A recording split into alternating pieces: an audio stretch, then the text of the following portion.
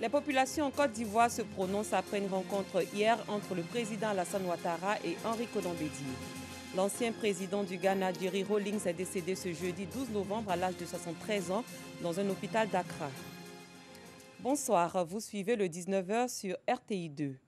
C'est reparti pour le dialogue entre le président Alassane Ouattara et son aîné Henri Konan Bédié. Les deux hommes se sont rencontrés hier au Golf Hotel dans la commune de Cocody. Au lendemain de cette rencontre, que pensent les populations vivant en Côte d'Ivoire?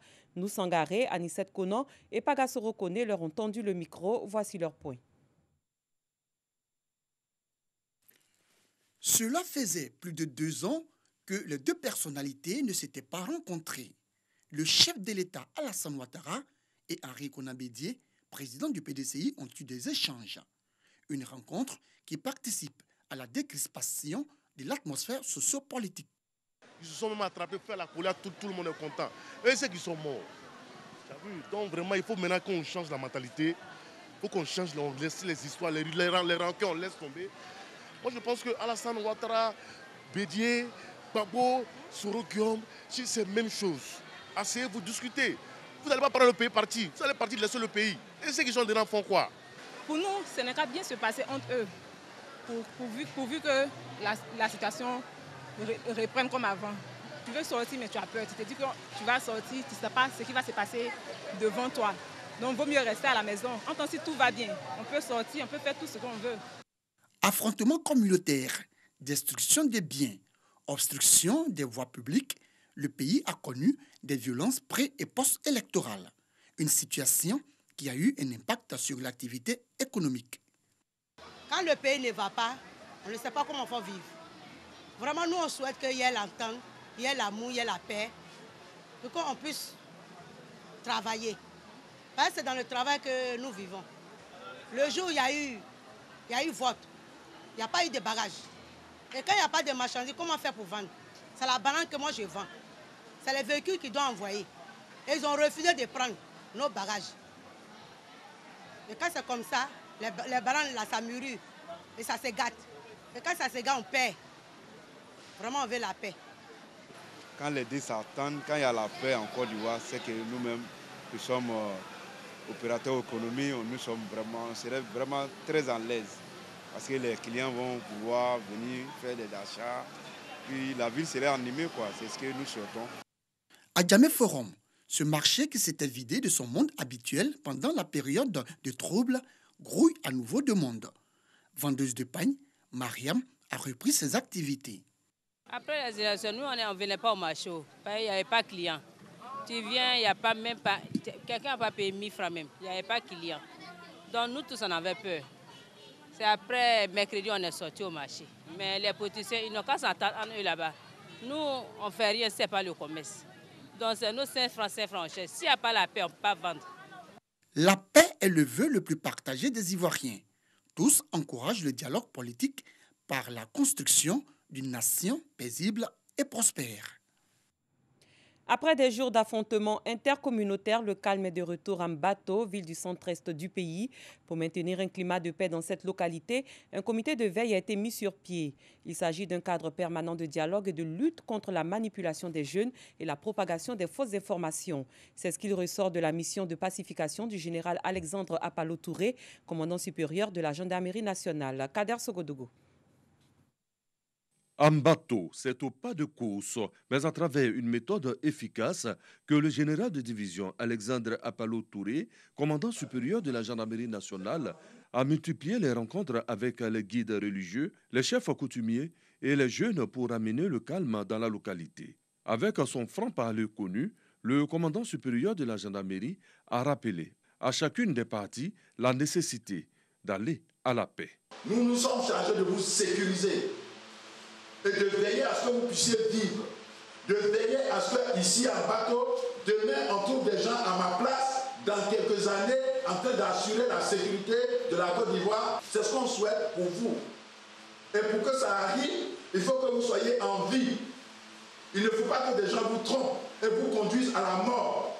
Quand vous allez finir de tuer 1000 de l'autre côté et qu'on a tué 100 chez vous, ça ne va pas réveiller les 100 qu'on a tués chez vous.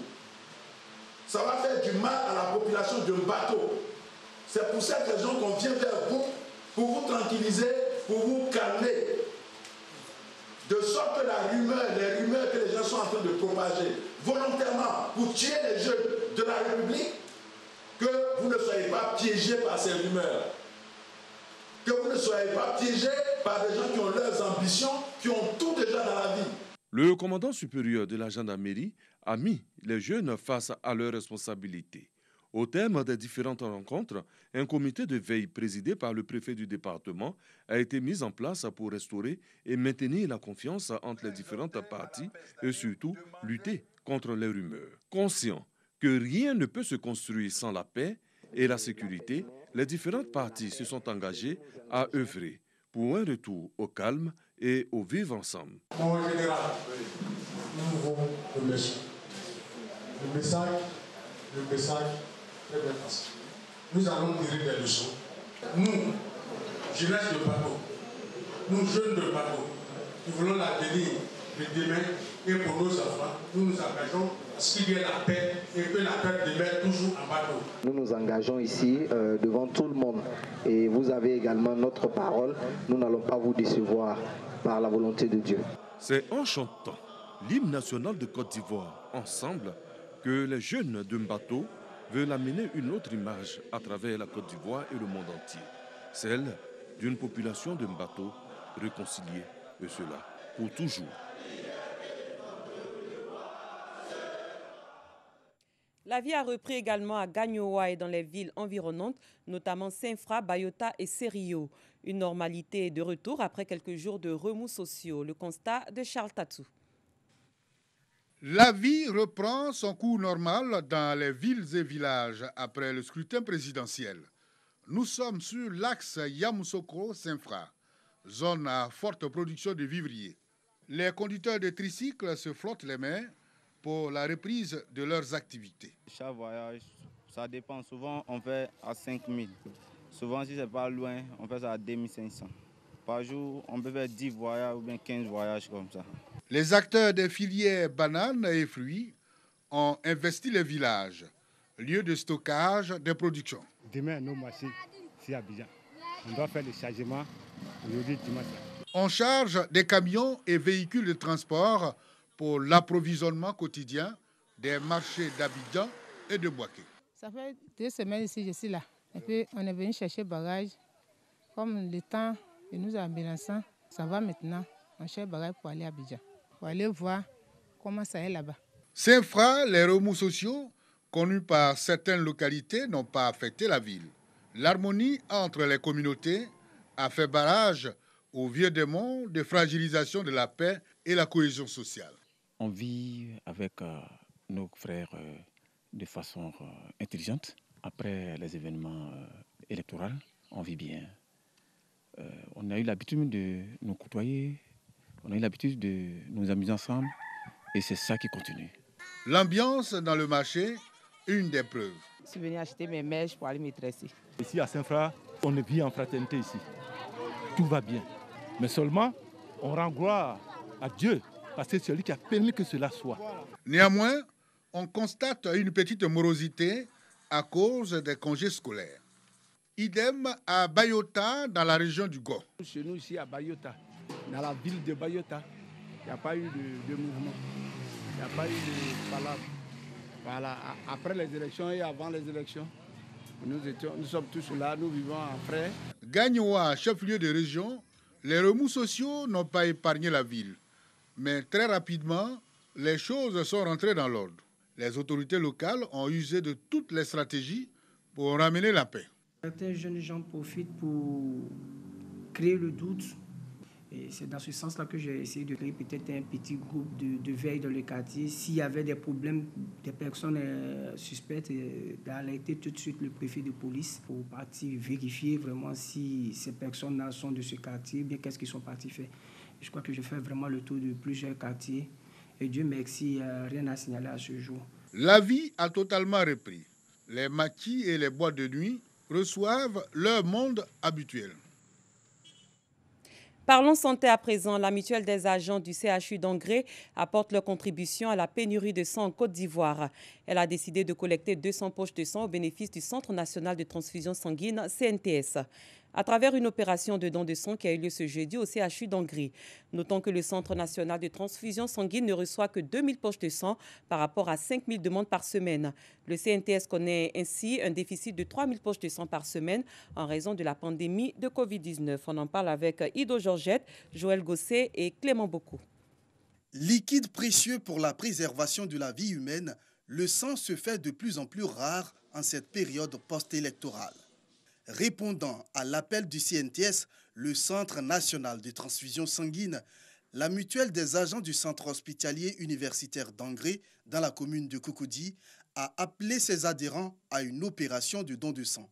Compte tenu de la pénurie de sang, on a voulu apporter notre assistance au Centre national de transfusion sanguine. Il faut dire que dans ces derniers temps, vraiment, nous manquons de poches de sang. Nous sommes ici, nous faisons les gars, nous voyons beaucoup de choses. Voilà pourquoi on a dit, bon, pourquoi ne pas faire une journée de don de sang pour aider à sauver des vies. Cette opération, qui se tient sur 2 jours, a permis dès les premières heures de collecter plus de 200 poches de sang, signe de l'adhésion des travailleurs à l'opération. On connaît l'importance de la vie. Ici, nous sauvons les vies et on sait qu'une poche de sang peut sauver des vies. C'est la raison pour laquelle on incite tout le monde à donner le sang. Donner son sang, c'est vraiment pour sauver des vies.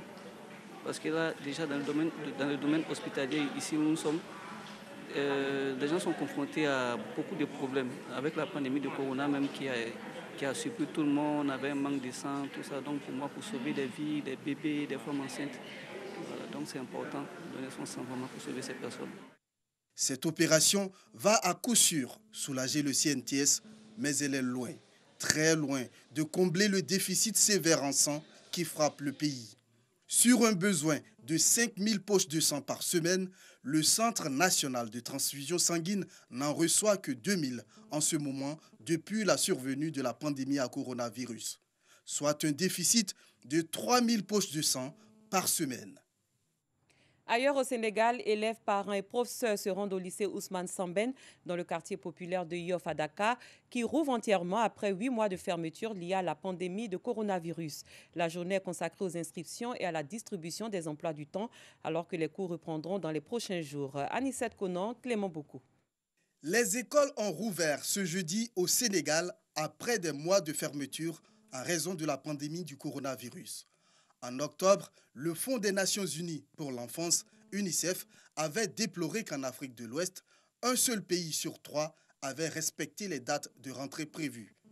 4 millions d'élèves du primaire et du secondaire devaient reprendre les cours ce matin. Même si certains ont choisi de différer leur retour, les autorités, quant à elles, assurent que masques et gel hydroalcoolique seront acheminés dans les écoles du pays. Selon le porte-parole du ministère de l'Éducation nationale, Mohamed Moustapha Diagne, un protocole sanitaire a été défini avec le ministère de la Santé pour le port obligatoire du masque, sauf dans le préscolaire, le lavage des mains, la distanciation physique.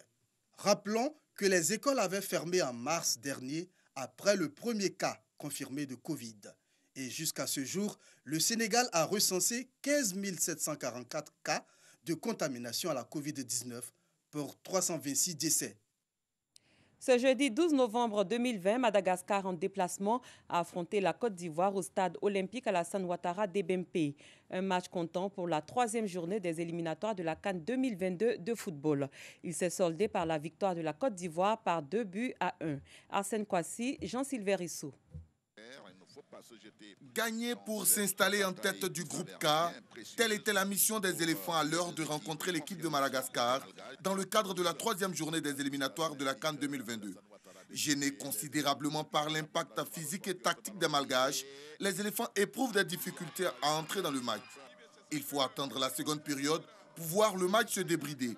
Sur un contre rapidement mené, Gervinho débloque la situation au tableau d'affichage avec l'ouverture du score.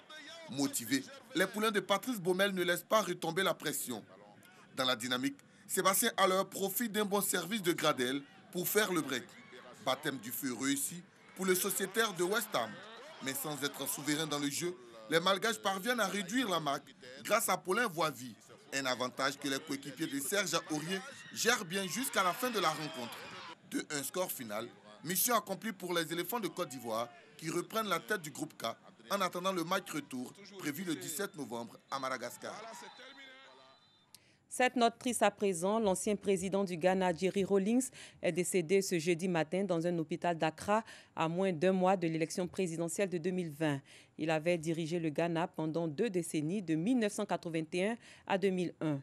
Nous reviendrons sur le parcours de celui que les Ghanéens appellent affectueusement JJ Rawlings dans nos prochaines éditions. Cette édition est quant à elle à son terme. Merci de votre fidélité. Très bonne soirée. Je vous retrouve demain.